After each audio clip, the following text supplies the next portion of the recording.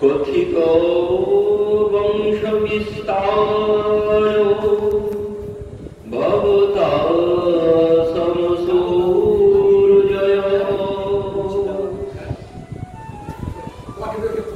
রাজ্যঞ্চ ভয়বংশারণম চরিতম পরমাদ্ভুতম যো দুশ্চ ধর্মশীলশ্চ নিতরাম মুনিসত্যমঃ তত্রাংশেন অবতীর্ণশ্চ বিষ্ণুর্বীর্যাণি সংশিনঃ।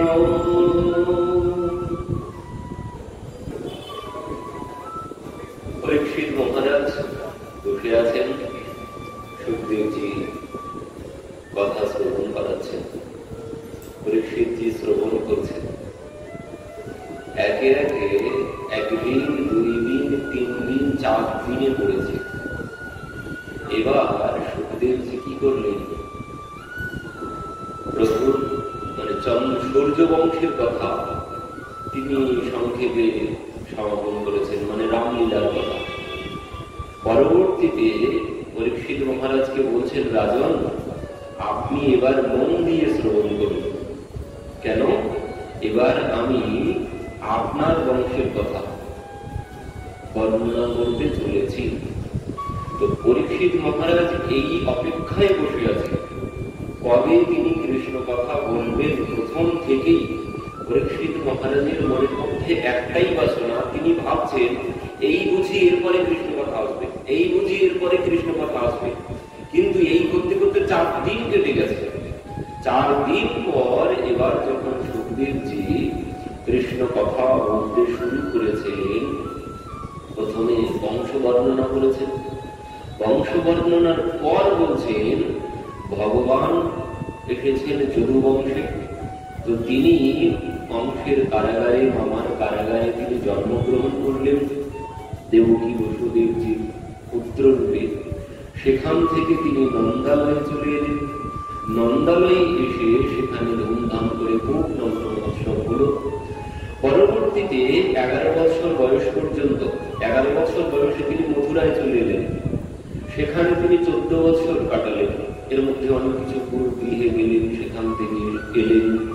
পরবর্তীতে যখন 25 বছর বয়স হয়েছে, ভগবান এখান থেকে দ্বারিকায় চলে গেলেন। মথুরা থেকে দ্বারিকায় গিয়ে তিনি বিবাহ করলেন। 16,108 জন পাটরানী ভগবান। পুত্র কন্যার সংখ্যা কত হলো? পুত্র কন্যার সংখ্যা হলো সবার 10টি করে পুত্র আর 1টি করে কন্যা। তো সব মিলিয়ে হচ্ছে 1,61,080 ভগবানের পুত্র কন্যার সংখ্যা। আর এই দিয়ে যদু বংশের বিস্তার হলো। কিন্তু দুর্ভাগ্যের বিষয়, পরবর্তীতে ভগবান নিজে বসে থেকে সেই যদু বংশ সব তিনি ধ্বংস করলেন। পরবর্তীতে তিনি জরা ব্যাধের হাতে লীলা সম্বরণ করলেন 125 বছর বয়সে। ভাগবত মহাপুরাণ কি জয়, বাঁকে বিহারী লাল কি জয়। পরীক্ষিত মহারাজ বলছেন, মহারাজ এ কেমন হলো?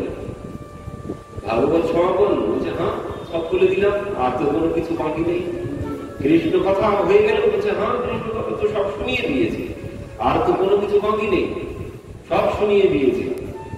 তো বলছে এ কেমন কথা? আমি যে কৃষ্ণ কথার জন্য বসে আছি, আর 4 দিন হয়ে গেল, আমি শুধু মনে মনে ভাবছি এই বুঝি কৃষ্ণ কথা শুরু হবে, এই বুঝি কৃষ্ণ কথা শুরু হবে, আর সেই কৃষ্ণ কথা এইভাবে সমাপন হয়ে গেল। তো বলছে কেন? পরীক্ষিত মহারাজ বলছেন, আমি এই কৃষ্ণ কথা সব বিস্তারে শ্রবণ করতে চাই। সুখদেবজি বলছেন, রাজন আমি কি জন্য আপনাকে সব বিস্তারে কৃষ্ণ কথা শ্রবণ করাবো? কারণ এই কৃষ্ণ কথা সবাইকে শ্রবণ করানো যায় না, সবাই এই কৃষ্ণ কথার অধিকারী না। কেন বলছেন জগতে সবাই একভাবে এই কৃষ্ণ লীলা গ্রহণ করবে না। যেমন আমরা দেখতে পাই সবাই বলে ভগবান করলে দোষ নেই, আমরা করলে দোষ। সবাই ভগবানের লীলার দিকে আঙুল তোলে, কিন্তু সেই লীলার আসল তত্ত্ব তো জগৎ বোঝে না। তো সবাই ওই বাইরেটা নিয়েই সবাই টানাটানি শুরু করবে। তো এই জন্য কৃষ্ণ লীলা সব জায়গায় বলা যায় না। তো আমি আপনাকে কি জন্য কৃষ্ণ কথা সবিস্তারে শ্রবণ করাবো জিজ্ঞাসা করছেন। কেন? ওই শ্রোতাও প্রয়োজন আছে, যেমন তেমন শ্রোতাকে কথা শ্রবণ করানো যায় না। তো দেখছেন তিনি কেমন। তো এবার এই কথা যেই বলেছেন পরীক্ষিত মহারাজ বলছেন, মহারাজ আমি এই কৃষ্ণ কথা সবিস্তারে শ্রবণ করতে চাই। কেন? বলছেন তিনি যদি না থাকতেন, ভগবান যদি না থাকতেন, তাহলে আমাদের পাণ্ডবরা কি বলছেন পরীক্ষিত মহারাজ বলছেন, পিতামহে সমরে মরঞ্জয়ী দেব প্রতাদ্য স্থিরতৈষ্টিমঙ্গলৈ দুরত্বয়ং কৌরব সৈন্য সাগরম কৃত্বা তরম বৎসপদম স্ময় ফলা। পরীক্ষিত মহারাজ বলছেন, পিতামহ মে সমরে মরঞ্জয়ী দেবব্রতা আদ্যা স্থিরতৈষ্টিমঙ্গলৈ দূরত্বয়ং কৌরব সৈন্য সাগরম কৃত্বা তরম বৎসপদম স্ময় ফলা। কি বললেন? পিতামহ মে সমরে মরঞ্জয়ী, মানে আমার পিতামহগণ মানে পাণ্ডবগণ সবাই ওই কুরুক্ষেত্রের যুদ্ধে প্রাণ হারাত। কারণ বলছেন যেখানে দেবব্রতা স্থিরতৈষ্টিমঙ্গলৈ, মানে সমুদ্রে বড় বড় তিমি মাছ থাকে, আর সেই তিমি মাছ কি করে? ছোট ছোট মাছগুলোকে সব গিলে খেয়ে ফেলে। তো বলছেন ঠিক যেমন ওই কুরুক্ষেত্র রূপ শৈল সমুদ্র সেখানে, আর সেই শৈল সমুদ্রে বড় বড় তিমি ছিল সেখানে, বড় বড় তিমি মাছ। কারা তারা? তারা হচ্ছেন পিতামহ ভীষ্মদেব, কৃপাচার্য, দ্রোণাচার্য আদি রথী মহারথী, বড় বড় রথী মহারথী। আর সেখানে আমার পিতামহগণ সব পুঁটি মাছের মতো। আমার পিতামহগণকে তারা সবাই গিলে খেয়ে ফেলতে পারত, কিন্তু সেই শৈল সমুদ্র, কুরুক্ষেত্রের শৈল সমুদ্র আমার পিতামহগণ সবাই পার হয়ে গেছে নির্দ্বিধায়। কিভাবে? বলছেন ছোট্ট শিশু যেভাবে ওই গোষ্পদ, ছোট্ট শিশু যেভাবে গোষ্পদ পার হয়ে যায়, ঠিক সেইভাবে। কোনো কষ্ট হয়? একটি ছোট্ট শিশু যদি একটা গাভীর চরণের গর্ত হয়, তো সেই গর্ত পার হতে তার কোনো কষ্ট হবে না 4-5 বছরের একটি বালকের। তো বলছেন ঠিক সেইভাবে আমার পিতামহগণ সেই কুরুক্ষেত্রের শৈল সমুদ্র পার হয়ে গেছে যেন একটি গোষ্পদ।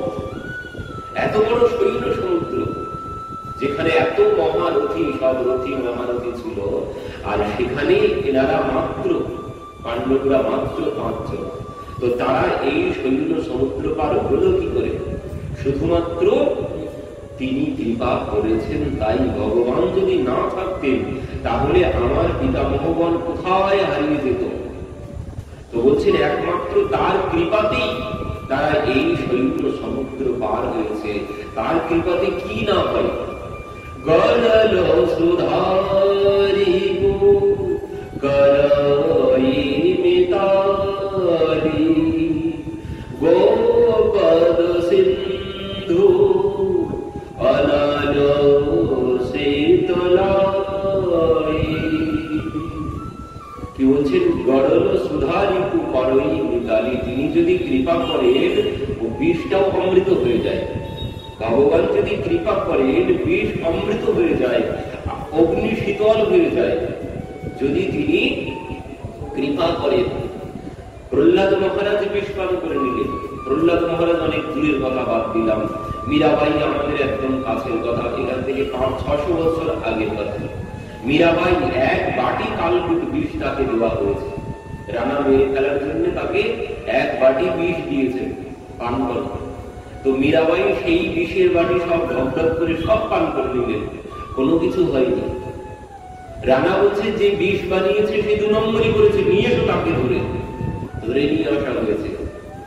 মহারাজ আমি কোনো 2 নম্বরই করিনি। তাহলে মীরা তো সেই বিষের বাটি সব পান করে নিল, তার কোনো কিছু হয়নি কেন? পরীক্ষা দিতে হবে। কিভাবে? বলছেন ওই যে বাটি এখনো বসানো আছে, তুমি ওতে যা আছে ওটাই খেয়ে দেখাও, ওই বিষটাই পান করে দেখাও। বলছেন রাজন আমি তো বাঁচবো না, ওসব আমি জানি না, পরীক্ষা দিতে হবে। তো কি করলেন? ওই বাটিতে শুধু একটুখানি একটা আঙুলের একটুখানি লাগিয়ে নিয়ে ওই আঙুলটা শুধু জিভে স্পর্শ করেছেন মাত্র, আর সঙ্গে সঙ্গে সেই সবার মধ্যে সে প্রাণ গেল। কিন্তু মীরাবাই সেই বিষ সব পান করে নিল, তার কোনো কিছুই হয়নি।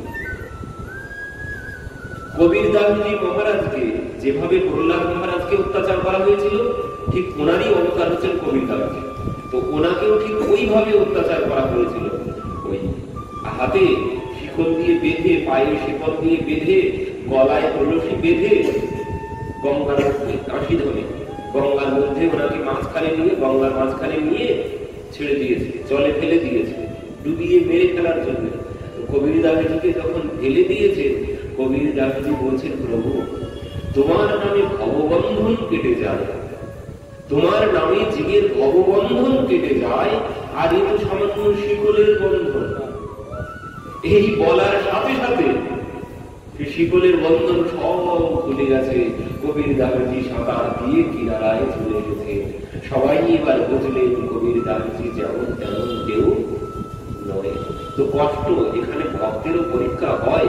কেন পরীক্ষা হয়? পরীক্ষা না হলে জগৎ জানবে না, ভক্তের মহিমা জগৎ জানবে না। একজন ভগবানের ভক্তের মধ্যে কতটা শক্তি আছে তার জন্য একটু কষ্ট সহ্য করতে হবে। তো এইভাবে কবিরদাসজিকে অনেক পরীক্ষা করা হয়েছে, কিন্তু ভগবানের কৃপায় তিনি সব পরীক্ষায় পাস করেছেন। তো কিসের জন্য? বলছেন যদি ভগবান কৃপা করেন, কর্তুম অকর্তুম সমর্থ কর্তুম, মানে তিনি সবকিছু করতে পারেন, তার কিছু অসম্ভব কোনো কিছু তার কাছে নেই। একটি ছোট্ট পাখি, তার ডিম পড়ে গেছে সমুদ্রের মাঝখানে, ডিম পড়েছে সমুদ্রের মাঝখানে। তো সেই ছোট্ট পাখিটি কি করছে? বালিতে গিয়ে বালি গায়ে দেখে এসে সমুদ্রের মাঝখানে গিয়ে আবার সেই স্নান করে আসছে, মানে সেই বালি দিয়ে আসছে। এইভাবে বারবার করছে। দেবর্ষি নারদ সেই পথ দিয়ে যাচ্ছিলেন। দেবর্ষি নারদ অনেকক্ষণ ধরে লক্ষ্য করেছেন। কিছুক্ষণ পর সেই ছোট্ট পাখিকে গিয়ে বলছেন তুমি এইভাবে একবার বালির মধ্যে যাচ্ছ আর একবার সমুদ্রে গিয়ে ডুব দিচ্ছ, ব্যাপার কি? এমন করছো কেন বারবার? তো সেই ছোট্ট পাখিটা কি বলছে? দেবর্ষি আমার একটা ডিম পড়ে গেছে, এই সমুদ্রের মধ্যে আমার একটা ডিম পড়ে গেছে। তো তাতে কি হয়েছে? বলছেন ওই আমার ডিমটাকে আমি উদ্ধার করতে চাই। কিভাবে? ওই এইভাবে বালি দিয়ে দিয়ে সমুদ্র শুকনো করে আমি আমার ডিম উদ্ধার করতে চাই। দেবর্ষি নারদ এই কথা শ্রবণ করে হো করে হেঁটে উঠেছে, হায় হায় হায়, তুমি এ কি বলছো? এ কোনোদিন সম্ভব? এই সমুদ্রের মাঝখান থেকে তুমি তোমার ডিম উদ্ধার করবে? এ কোনোদিন সম্ভব নয়। তো সেই ছোট্ট পাখিটি কি বলছে? দেবর্ষি আমিও জানি কোনোদিন সম্ভব নয়, কিন্তু মায়া কি ছাড়ে? মায়া কিছুতেই ছাড়ে না। আমিও জানি, কতবার শুনছি যে এ সংসার সুখ নাই, এ সংসারে সুখ আছে মায়ার উপারে। সুখ বলে তুমি দেখো যারে, সে তোমায় দুঃখ দেওয়ার করে, আছে সুখের আকার ধরে। এখানে সুখ বলে কোনো কিছু নেই, তবুও তো সেই সংসারের পিছনেই ছুটছি। তো যতই বলুক না কেন ও সংসার সব মিথ্যা। সংসারতি ইতি সংসার, যা কেবল সরে সরে যায়, যাকে কোনোদিন ধরা যায় না। আজ দুঃখ আছে, দুঃখটাও কিন্তু মিথ্যা। আজ সুখ আছে, সুখটাও কিন্তু মিথ্যা। 10 দিন পরে কি ওই সুখ আর থাকবে না? 1 মাস পরে কি আজকের দুঃখটা আর থাকবে না? সব আস্তে আস্তে সরে যাবে। তো যাকে ধরে রাখা যায় না তার নামই হচ্ছে সংসার। যা একদিন চলেই যাবে। সব জানি, সব বুঝি, কিন্তু মানতে পারি না। কেন? ওই ভগবানের মায়ার জন্য। দৈবী হেসা গুণময়ী মম মায়া দয়া। বলছেন আমার এই মায়া বড় কঠিন মায়া। তো অর্জুন বলছেন প্রভু তোমার এই মায়াকে তুমি কেন দিয়েছো? মায়া তো সরিয়ে নিতে পারো। তোমার এই মায়ার জন্যই জীব তোমার কাছে আসছে। তোমার এই মায়ায় ভুলে জীব তোমাকে ভুলে আছে, তো তুমি তো মায়া সরিয়ে নিতে পারো। ভগবান কি বলছে? অর্জুন আমি যদি এই মায়া সরিয়ে নিই তাহলে আর জগৎ চলবে। আমি যদি এই মায়া সরিয়ে নিই তাহলে জগৎ আর চলবে না। কারণ স্বর্ণের মধ্যে যদি খাদ না দেওয়া হয়, আপনি যতই 22 ক্যারেট কিনুন আর 24 ক্যারেট কিনুন, ওর মধ্যে কিন্তু খাদ আছেই আছে। খাদ ছাড়া কোনোদিন অলঙ্কার হবে না। তাই আপনি ভাবছেন আমি 22 ক্যারেট কিনেছি, আমার এর মধ্যে কোনো খাদ নেই। বলেন খাদ ছাড়া কোনোদিন অলঙ্কার হবে না। তো ভগবানও বলছেন মায়া ছাড়া কোনোদিন আমার সংসার চলবে না। এই জন্য মায়া দিয়ে রেখেছি, কিন্তু তার মধ্যে বিবেক বুদ্ধিও দিয়েছি। আমি জীবকে বিবেক বুদ্ধি দিয়েছি, মায়া দিলে কি হবে? বিচারের শক্তি দিয়েছি, কোনটি সত্য কোনটি মিথ্যা বিচারের বুদ্ধি দিয়েছি। তারপরেও যদি তুমি সেই মায়ার মধ্যে ডুব দাও, এতে আমার কোনো কিছু করার নেই। তো ছোট্ট পাখিটি বলছেন দেবর্ষি আমি জানি আমি পারবো না, কিন্তু মায়ার জন্য আমি ছাড়তেও পারছি না। কিন্তু এখন আমার মনে হচ্ছে আমি আমার ডিউটি উদ্ধার করতে পারবো। কেন তোমার এমন মনে হচ্ছে এখন? আমার এই জন্য মনে হচ্ছে আমি আপনার দর্শন পেয়েছি, আপনার মতো শান্তির দর্শন পেয়েছি। যখন আমার মনে জোর এসে গেছে, আমার মনে হচ্ছে আমি আমার ডিউটি অবশ্যই উদ্ধার করতে পারবো। দেবর্ষি নারদ বলছেন তা কোনোদিন সম্ভব নয়। ছোট্ট পাখিটি বলছেন না, আমি যখন আগে ভেবেছিলাম পারবো না, কিন্তু আমার বিশ্বাস আমি আমার ডিউটি উদ্ধার করতে পারবো। কারণ আপনার দর্শন পেয়েছি, আপনার মতো শান্তির দর্শন পেয়েছি। আর এই যে বিশ্বাস, এই বিশ্বাস দেখে সেখানে ভগবান এলেন। সাধু সন্তের প্রতি তার বিশ্বাস দেখে সেখানে ভগবান এসে অবতীর্ণ হলেন। ভগবান এসে সেই সমুদ্রের জল শুকনো করলেন, আর সেই পাখি ডিম নিয়ে চলে গেলেন। দেবর্ষি বলছেন প্রভু তোমার কাছে কোনো কিছু অসম্ভব নয়, কিন্তু আমি তো ভেবেছিলাম এ পাখি কোনোদিন এই ডিম উদ্ধার করতে পারবে না। তো এই ছোট্ট পাখিটি তার ডিম উদ্ধার করতে পারলো সমুদ্রের ভিতর থেকে। কিসের জন্য? ভগবানের প্রতি। ভগবান নয়, সাধু সন্তের প্রতি বিশ্বাস। ভগবানের প্রতি বিশ্বাস করে, ভগবান করে। আগে সাধু সন্তকে বিশ্বাস করতে হবে, তাদেরকে সম্মান করতে হবে, তাদেরকে শ্রদ্ধা করতে হবে। তুমি যদি সাধু সন্তকে শ্রদ্ধা বিশ্বাস কোনোটাই না করো, ও ভগবানকে ভালোবেসে কোনো কিছু হবে না। তো এই জন্য আগে তার ভক্তকে ভালোবাসতে হবে। ভক্তের কৃপা ছাড়া ভগবান কোনোদিন পাওয়া সম্ভব নয়। তো ভগবানের কৃপায় সব কিছু সম্ভব। তো এই জন্যে পরীক্ষিত মহারাজ বলছেন তিনি কৃপা করেছিলেন, তাই আমার পিতামহগণ ওই কুরুক্ষেত্রের সৈন্য সমুদ্র দ্বারা পার হতে পেরেছেন।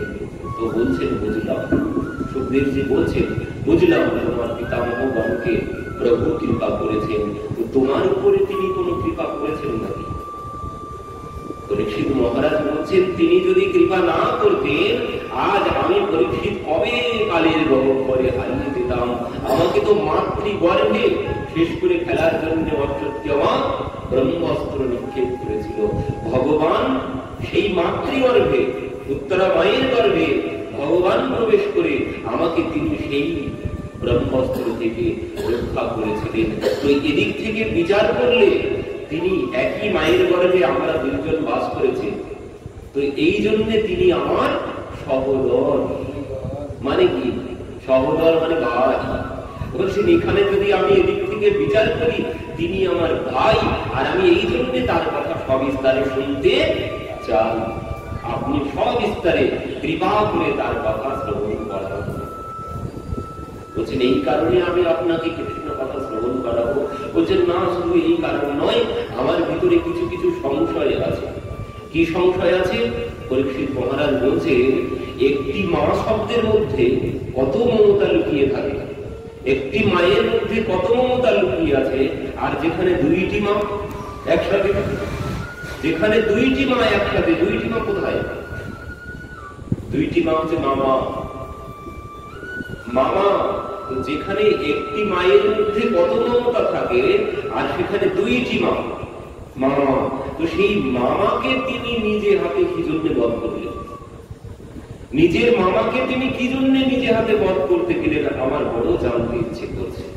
আমার আরো একটি সংশয় আছে যে বলরামজি, তাকে কেউ বলে তিনি রোহিণী মায়ের সন্তান, আবার কেউ বলেন দেবকী মায়ের সন্তান। তো এই একজনের দুইজন মা কি করে হলো আমি ঠিক বুঝতে পারছি না। আপনি কৃপা করে আমাকে এই সংশয় দূর করুন। সুখদেবজি বলছেন এই কারণে আপনাকে আমি কৃষ্ণ কথা শ্রবণ করাবো। পরীক্ষিত মহারাজ পুনরায় বলছেন না, এই কারণে না, আরো একটি কারণ আছে। আরেকটি কারণ কি? বলছেন মহারাজ আরেকটি কারণ হলো এই, আমি কৃষ্ণ কথা এই জন্য সবিস্তারে শ্রবণ করতে চাই। এই কৃষ্ণ কথা হচ্ছে এই ভবরোগের একমাত্র ঔষধ, ভবরোগের একমাত্র মিষ্টি ঔষধ, সব থেকে ভালো ঔষধ।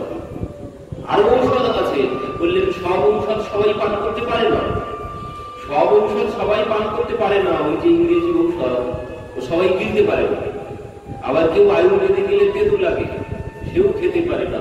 তো বললেন এ এমনই ঔষধ, এই ঔষধ সবাই পান করতে পারবে, এখানে কোনো পরিশ্রম নেই। এই ভবরোগ থেকে মুক্ত হতে গেলে আগে যত যত ঔষধ ছিল, মানে বোঝাতে চাইছেন এর মতো সহজ ঔষধ আর নেই। কৃতে অধ্যায়ত কৃষ্ণম ত্রিতায়ম জগতে ভবে দাময়ে পরিচর্যায়ম অলৌকে সবতদ হরি কীর্তনাথ।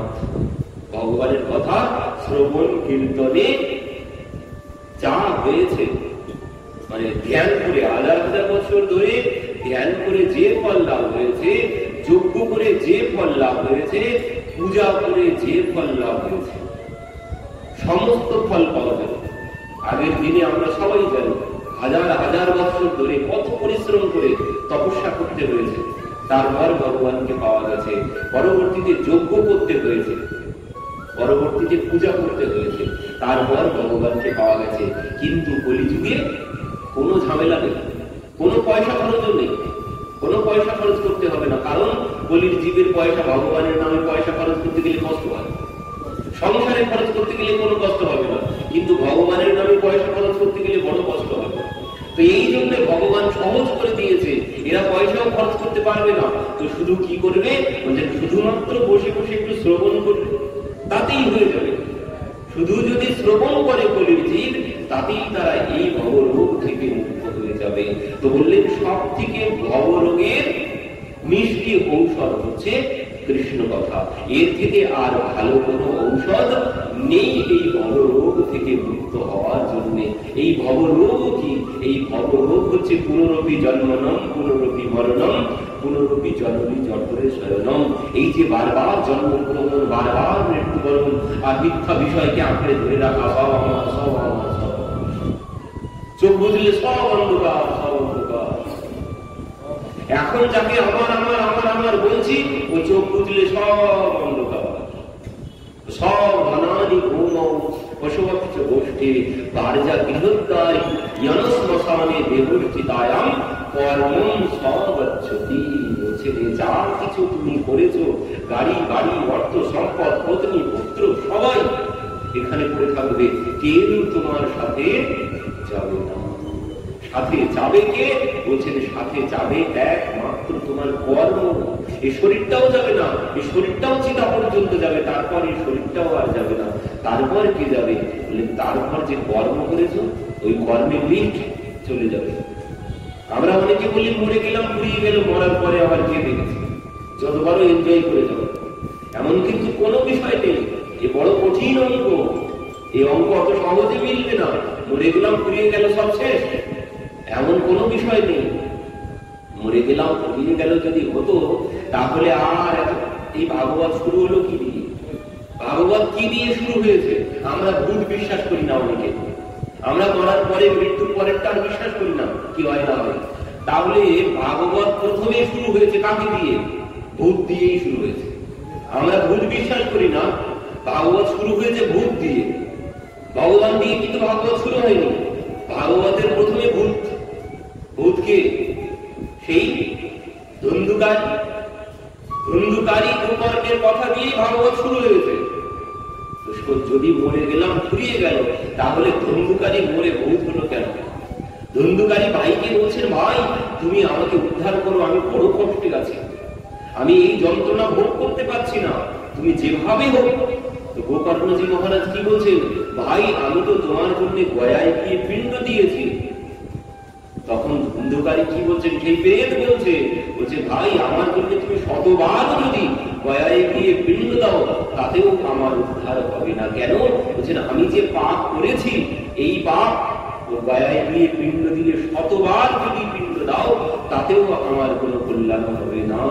তাহলে কি হবে? বলছেন ভাই আমি জানি না, তুমি যেভাবে হোক আমার উদ্ধারের ব্যবস্থা করো, আমি এই যন্ত্রণা সহ্য করতে পারছি না।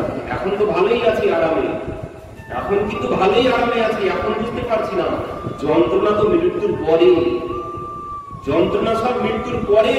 যদি এখন ব্যবস্থা না করি, যন্ত্রণা তখনই ভোগ করতে হবে। এখন কোনো যন্ত্রণা নেই, এখন আরামে আছি, যন্ত্রণা সব মৃত্যুর পরে। যদি ওই কাজ গুছিয়ে না রাখি, আগে থাকতে, এই জন্য বলে দিন থাকতে দিনের নাম নাও। ওই একজনের কি হয়েছে, বাড়ির থেকে একটু দূরে জলের ব্যবস্থা, বাড়ির থেকে একটু দূরে জলের ব্যবস্থা। এখন গায়ে এখন জোর আছে, কোনো ব্যাপার নেই, বালতি ভরে কলসি ভরে নিয়ে আসছি। এখন ওই তাকে মাঝে মাঝে কেউ কেউ বলে বাড়িতে তো একটা জলের ব্যবস্থা করতে পারো, অসুবিধা তো কোনো কিছু হচ্ছে না, ওখান থেকে বয়ে নিয়ে আসছি, তাতে তো কোনো অসুবিধা নেই। এখন তো গায়ে জোর আছে, কোনো অসুবিধা নেই, কিন্তু যখন গায়ে জোর থাকবে না তখন কি করবে? বলছেন তখন একটা ব্যবস্থা করে নেব। কিন্তু এবার এই বলতে বলতে বলতে বলতে হঠাৎ একদিন কি হলো, হঠাৎ একদিন ঘরে আগুন লেগে গেছে।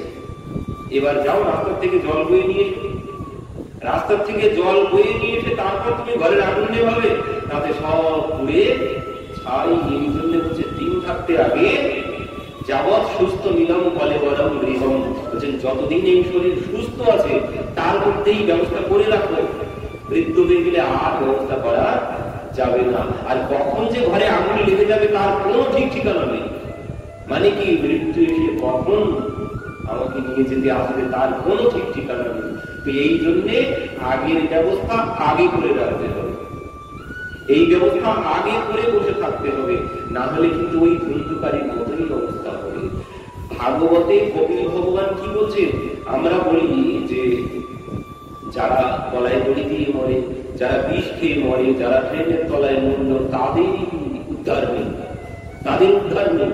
তারা প্রেত জনিতে যায় না, তারা প্রেত জনিতে যায় না, সবাই প্রেত জনিতে যায়, একমাত্র কৃষ্ণ ভক্ত বাদে,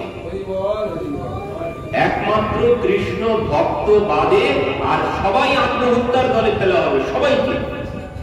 প্রকৃত ভাগবত বলছে আর একটা জিনিস বিচার করে দেখবেন, আমি এটিও দেখলাম পরবর্তীতে বিচার করে, ব্রাহ্মণরা যখন শ্রাদ্ধ করে, ব্রাহ্মণরা যখন শ্রাদ্ধ করে তখন কিন্তু বলে প্রেত, প্রেত শ্রাদ্ধ কেন করে?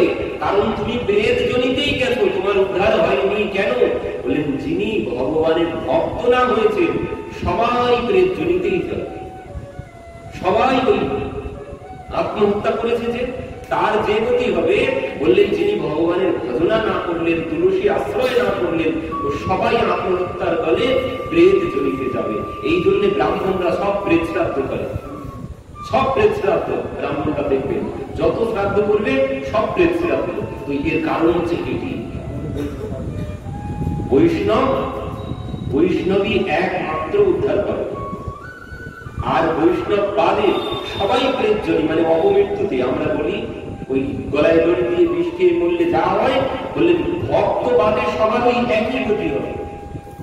ভক্ত বাদে, যিনি ভগবানের ভক্ত হয়েছেন সে বাদে আর সব অপমৃত্যুর দলে। এই হচ্ছে আসল সত্য। আর এই জন্যই বুঝলাম পরবর্তীতে, মানে ভাগবত আগে এটি পেয়েছি, কিন্তু পরবর্তীতে বুঝলাম ব্রাহ্মণ কেন প্রেত শ্রাদ্ধ করে। প্রেত শ্রাদ্ধ কেন ব্রাহ্মণ করবে? কিন্তু এখন বুঝলাম যে ব্রাহ্মণ কি জন্য প্রেত শ্রাদ্ধ করে। সবাই কি প্রেতের দলে ফেলে দেয়? ভাগবত বললেন হ্যাঁ, সবাই প্রেতই হবে। তো এখান থেকে উদ্ধারের ব্যাপার মানে ব্যবস্থা কি আছে? বললেন একমাত্রই ভাগবত কথাই আছে। একমাত্রই ভাগবত কথাই পারে এই জন্ম মৃত্যু চক্র থেকে তোমাকে মুক্ত করতে। এর থেকে আর কোন সহজ কোন ব্যবস্থা নেই।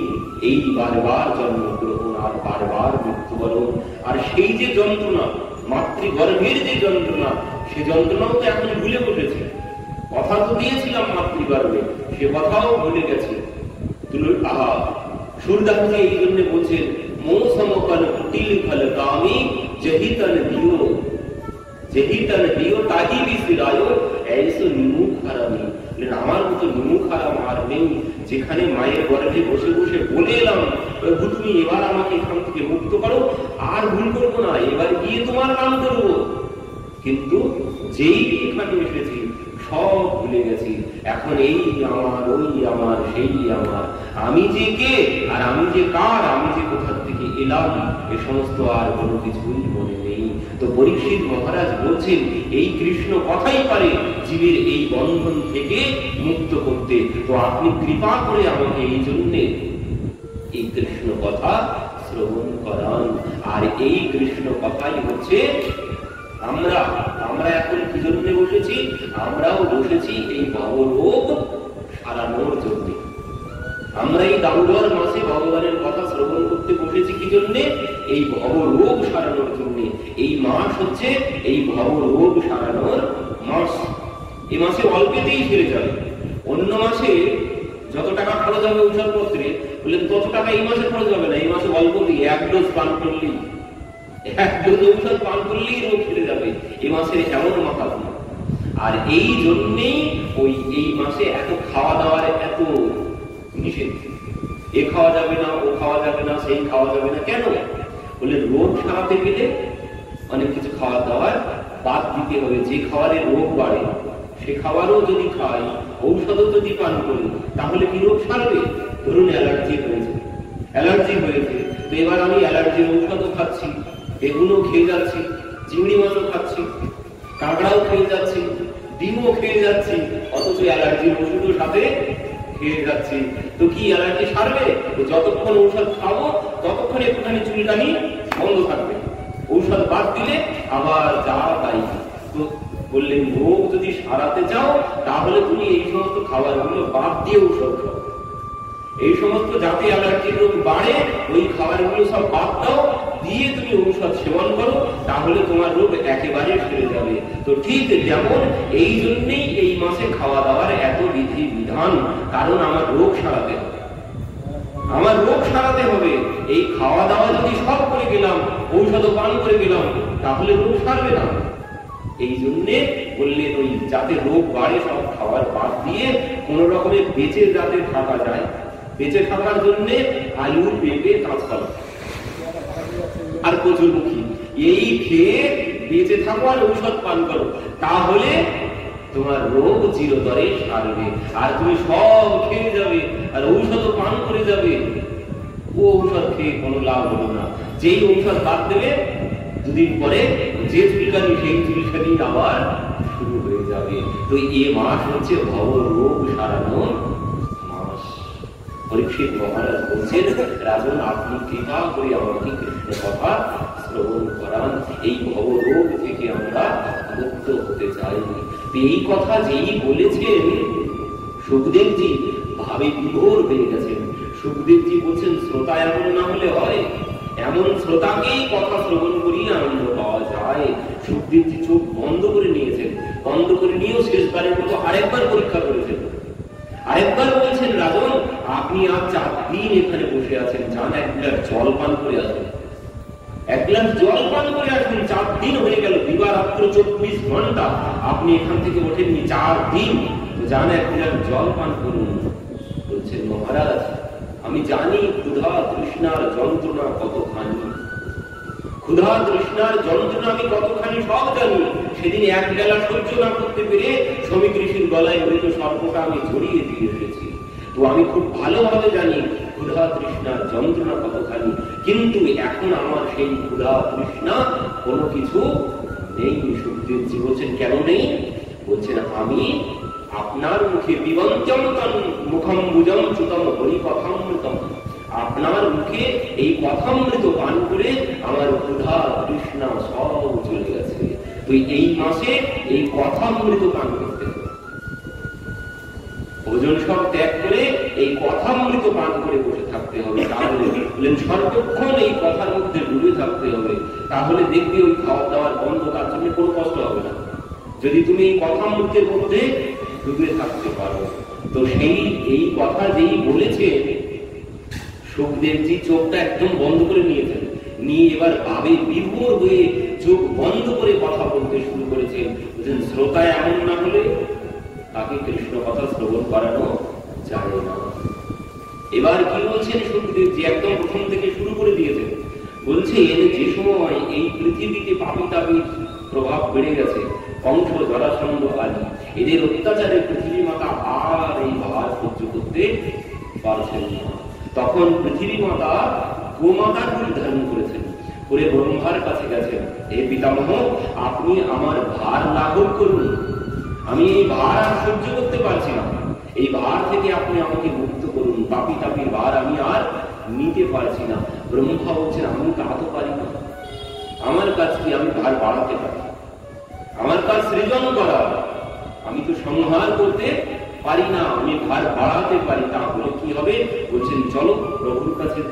তো ভগবানের কাছে গিয়েছেন ব্রহ্মা গোমাতাকে সাথে নিয়ে, ভগবানকে গিয়ে নিবেদন করলেন, প্রভু আমি আমার এই পাপী তাপীর ভার সহ্য করতে পারছি না। ভগবান তখন বলে দিলেন, यदा यदा हि धर्मस्य ग्लानिर्भवति भारत अभ्युत्थानम् अधर्मस्य तदात्मानं सृजाम्यहम् परित्राणाय साधूनां विनाशाय च दुष्कृतम् धर्मो संस्थापनार्थाय সম্ভবামি যুগে যুগে। বলছেন মা তোমার কোনো চিন্তা করতে হবে না, পাপী তাপীর যখন ভার বেড়ে যায় আমি তখনই গিয়ে সেই ভার লাঘব করি। তো এবারও ঠিক আমি সেই কথা মতো, আমি তো কথা দিয়েই রেখেছি, তো আমি কথা মতো খুব শীঘ্রই ধরাধামে অবতীর্ণ হব। মা তুমি চলে যাও, আমি তোমার ভার লাঘব করতে আসছি। তো এই কথা শ্রবণ করে ব্রহ্মা গোমাতাকে নিয়ে চলে এসেছেন। ব্রহ্মা কি করেছেন? ব্রহ্মা গিয়ে স্বর্গে গেছেন দেবতাদের কাছে, দেবতাদেরকে গিয়ে বলছেন শোনো ভগবান বলেছেন, কি বলেছেন? বসুদেব সাক্ষাৎ ভগবান পুরুষ জনীষতে তৎক্রিয়ার্থম সম্ভবন্তো সুরস্ত্রিয়। ভগবান বলেছেন বসুদেব তিনি অবতীর্ণ হবেন মথুরা মণ্ডলে। তিনি একা অবতীর্ণ হবেন না, জনীষতে তৎক্রিয়ার্থম মানে তার প্রিয়াজিকে মানে রাধারানীকে সাথে নিয়ে তিনি আসবেন। তো তোমরা শোনো, তোমরাও চলে যাও ওই মথুরা মণ্ডলে, তোমরাও একা যেও না, ভগবান তার প্রিয়াকে নিয়ে আসছে, আর তোমরাও তোমাদের দেবীকেও সাথে নিয়ে চলে যাও ওই মথুরা মণ্ডলে। তোমরা গিয়ে প্রভুর সেবা করবে আর তোমাদের দেবীরা প্রিয়াজির সেবা করবে। তো এই কথা শ্রবণ করে সমস্ত দেব দেবীরা মথুরা মণ্ডলে এসে জন্মগ্রহণ করতে শুরু করলেন। পরবর্তীতে ভগবান এলেন কংসের কারাগারে। দেবতারা যখন জানতে পারলেন যে ভগবান এসেছেন মায়ের গর্ভে, দেবতারা সবাই কারাগারের মধ্যে চলে এসেছেন। কারাগারের মধ্যে চলে এসে গর্ভস্তুতি করতে শুরু করেছেন। স্বাগতম কৃষ্ণ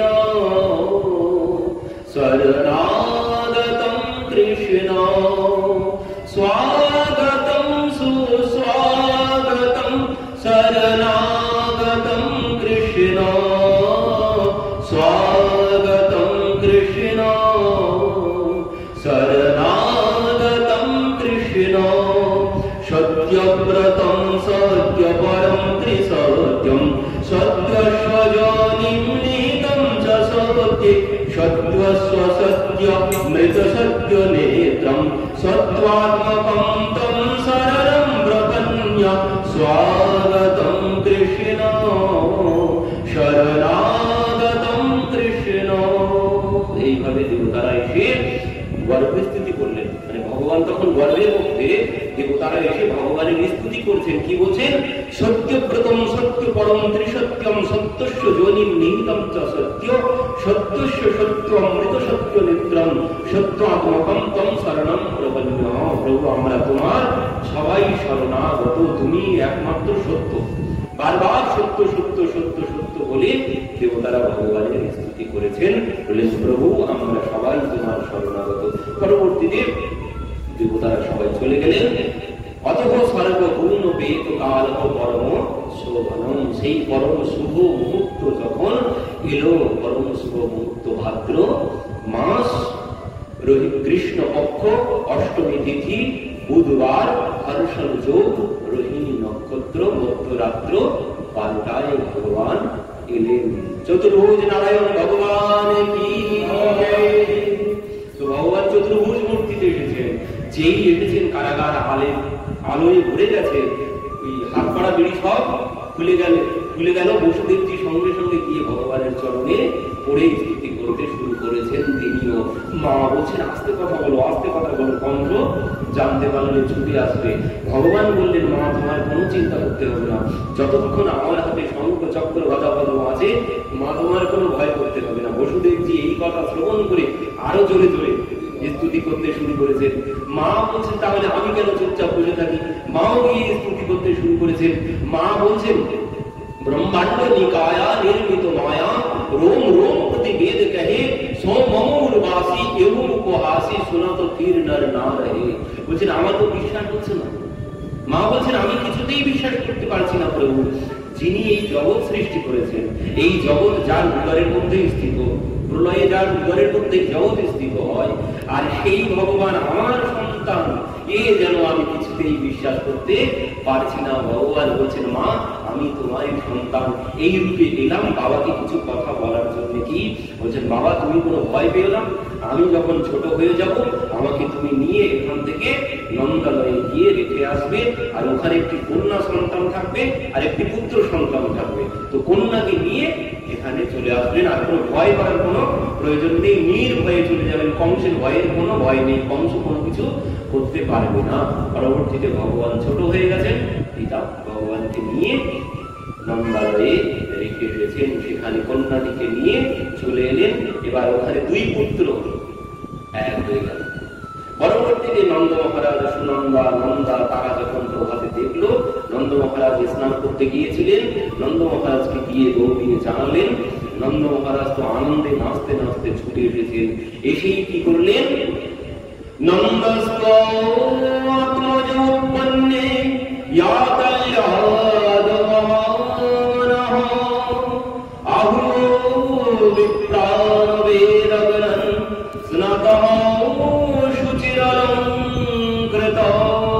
নন্দ মহারাজ আত্মজোৎপন্নে ইয়াতল্যাদ মহামনা नंदके आनंद भयो जय कन्हैया लाल की।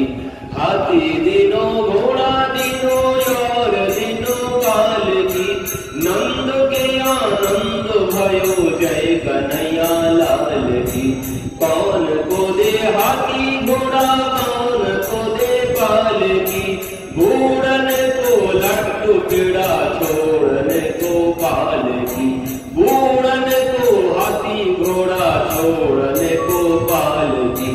नंद के आनंद भयो जय कन्हैया लाल की। এবার বলা আছে, ওই যে আগেই বললাম দেবতারা সব এসে, তো সেখানে দেবতারাও সব এসেছে। ব্রহ্মা নাচে, শিব নাচে, और নাচে ইন্দ্র। গোকুলে গোমালা নাচে, পাইয়া গোবিন্দ। ব্রহ্মা নাচে, শিব নাচে, और নাচে ইন্দ্র। গোকুলে গোমালা নাচে, পাইয়া গোবিন্দ। সবাই নাচতে শুরু করেছেন। ও গোয়ালারা যারা এসেছেন কেউ গোয়ালা না, সব দেবতারাই গোয়ালার ঘরে জন্ম নিয়েছেন। তো দেবতারা এসে সবাই নাচতে শুরু করেছেন, গোকুলবাসী সবাই এসেছেন, অর্ধেক গোকুলবাসী সব দেবতারা। তো সবাই সেখানে এসে আনন্দ করছেন। নন্দ মহারাজ কি করেছেন, এই পুত্র হয়েছে তো বললেন পুত্র না জাতাল লাভো, মানে তারা আনন্দ হয়েছে। আর এই আনন্দে কি করেছেন, আহু বিপ্রাণ, মানে ব্রাহ্মণদেরকে ডেকেছেন। বেদ পুরাণে স্নাতক সূচির অলঙ্কৃত, তিনি বেদজ্ঞ ব্রাহ্মণদেরকে ডেকেছেন। ব্রাহ্মণরা সবাই এসেছেন। তারা কি করছেন, বাচয়িত্বা শস্ত্রয়নম ইয়াত কর্মাত্মজোস্বৈ কারায়ামাস বিধিবৎ পিতৃদেবার্চনম তথা। কি বলছেন, ব্রাহ্মণরা এসে বাচয়িত্বা শস্ত্রয়নম, স্বস্তি ন ইন্দ্র বিদ্যস্রবাঃ, স্বস্তি ন পূষা বিশ্ববেদাঃ, স্বস্তি নস্তয়ন্তরিক্ষারিষ্টনেমিঃ, স্বস্তি ন বৃহস্পতির্দধাতু। সবাই স্বস্তি বাচন মন্ত্র পাঠ করছেন, সমস্ত ব্রাহ্মণরা, হাজার হাজার ব্রাহ্মণ সব একসাথে গলা মিলিয়ে সবাই স্বস্তি বাচন মন্ত্র পাঠ করছে। আর কি হচ্ছে, জাত কর্ম আত্মজস্ব বই, মানে পুত্রের নারী ছেদন কর্ম হচ্ছে। আর তার মধ্যে কি হচ্ছে, বেদ পাঠ হচ্ছে। আর এর মধ্যে দান কর্ম হচ্ছে। আবার নন্দ মহারাজ দান করছেন, মানে নারী ছেদনের আগে যদি দান করা হয় তার কল্যাণ হয়। যার উদ্দেশ্যে দান করা হবে, পুত্র বা কন্যা, যতক্ষণ না নারী ছেদন হচ্ছে, জন্মের পরে নারী ছেদনের মধ্যে দান করলে তার কল্যাণ হবে।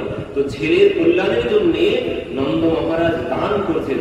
আবার এর সাথে আরো একটি কর্ম হচ্ছে, আপনারা শুনলে হয়তো অবাক হয়ে যাবেন। সেটি কি হচ্ছে, পিতৃদেবার্চনম তথা, পিতৃতর্পণ হচ্ছে। ছেলে জন্মগ্রহণ করেছে, তার জন্য পিতৃতর্পণ হচ্ছে। আমরা তো শ্রাদ্ধই বাদ দিয়েছি, তর্পণ তো দূরের কথা। তো তর্পণ করছে কেন, ছেলে জন্মগ্রহণ করেছে। তো এখন নন্দ মহারাজ তর্পণ কেন করছে, নন্দ মহারাজ তর্পণ এই জন্য করেছেন, তিনি জানেন বংশে সন্তান, মানে পুত্র সন্তান কি জন্য আসে। পুত্র সন্তান কিসের জন্য লাভ হয়, বললেন পুত্র সন্তান লাভ হয় একমাত্র পিতৃপুরুষের আশীর্বাদ। পিতৃপুরুষের আশীর্বাদ ছাড়া বংশে কোনোদিন পুত্র সন্তান হবে না। পিতৃপুরুষগণ যদি দুষ্ট থাকে তাহলে সেই বংশ শেষ হয়ে যাবে। পিতৃপুরুষগণ যদি সন্তুষ্ট হয় তাহলেই পুত্র সন্তান সংসারে আসবে। আর এটাই হচ্ছে সব থেকে বড় কারণ। আমরা ডাক্তার দেখিয়ে মরি, কিন্তু আসল জায়গায় ফাঁকা। পিতৃপুরুষগণ, আমার পূর্বপুরুষগণ